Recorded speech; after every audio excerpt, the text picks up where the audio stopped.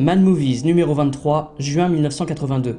Pour son second numéro professionnel, le magazine placarde en couverture les canines de Christopher Lee, annonçant un dossier sur l'âge d'or du cinéma fantastique anglais, dans la droite lignée des années fanzines du plus cinéphile des pâtissiers. Et pour cause, le papier de JPP fait directement suite au numéro 21, encore amateur. Via ce copieux article de 18 pages, Puter s'entend donc retracer le glorieux parcours de Dracula devant les caméras de la Hammer, du cauchemar de Dracula à Dracula 73. Chronologique, la rétrospective est riche d'informations et d'analyses, et se permet quelques digressions bienvenues, notamment du côté de Paul Morisset. Luxe absolu pour l'époque, JPP se permet également d'illustrer le tout avec 50 photos, dont une bonne moitié en couleur. La classe. Autre fenêtre sur la décennie passée, un article de 3 pages vante les mérites du génial Dick Smith. Grand fan du maître, Benoît Lestang en profite pour revenir sur les trucages hallucinants de l'exorciste et au-delà du réel. Toujours au rayon maquillage, ce numéro 23 propose un long entretien avec l'une des stars de l'époque, Tom Savini, dont le travail sur Zombie 3 ans plus tôt hante encore toutes les mémoires. Prolixe, l'artiste dit tout le bien qu'il pense de George Romero, se remémore les coulisses de Dawn of the Dead, sur lequel il dirigeait une équipe de 8 personnes, retrace la jeunesse de Vendredi 13 et se montre étonnamment hostile vis-à-vis de Maniac. Choqué, le Stang l'interrompt brusquement en prenant la défense du film de Bill Lustig, ce qui donne lieu à une explication tout aussi surprenante. Avouant être perturbé par toute cette violence, Savini prétend vouloir ne pas être associé à tout le sang qui coule dans ses films. Sa carrière d'acteur le démange alors plus que jamais, et l'homme avoue avoir tout juste passé un test pour un film de Sergio Leone et avoir été recalé parce que le réalisateur le trouvait trop italien.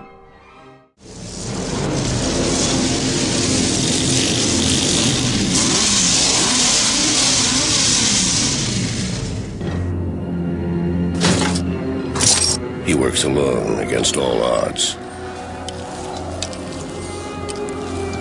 He may be the best chance we've got.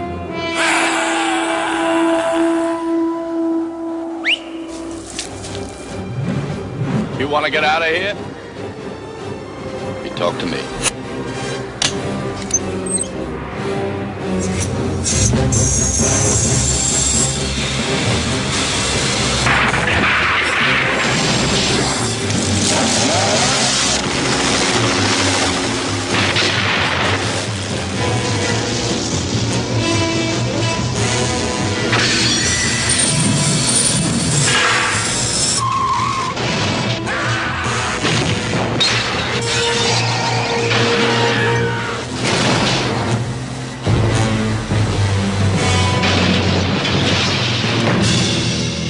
The Road Warrior.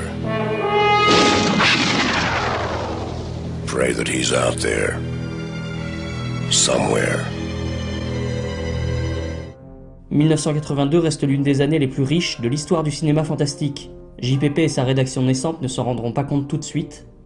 Mad Max 2 a beau avoir droit à une critique de 4 pages, ce numéro manque en effet une ou deux occasions de saisir au vol un futur classique. Il faut par exemple voir Conan le Barbare et le Dragon du Lac de Feu expédiés en une page dans les griffes du cinéphage, entre des critiques de Blue Holocaust, La Main, Carnage et La Ferme de la Terreur. Les notules rattrapent le coup en promettant quelques joyeusetés à venir. On apprend ainsi qu'Halloween 3 va être réalisé par Tommy Lee Wallace, et que les prochains blockbusters Tron, Blade Runner, Megaforce, E.T., The Thing, Firefox et Poltergeist auraient été tournés en 70 mm. Aurait, l'usage du conditionnel est parfois du bon. Pour clôturer ce numéro, on trouve en 3e et 4e de couve une affiche de Mad Max 2 et un portfolio du chef-d'œuvre de George Miller.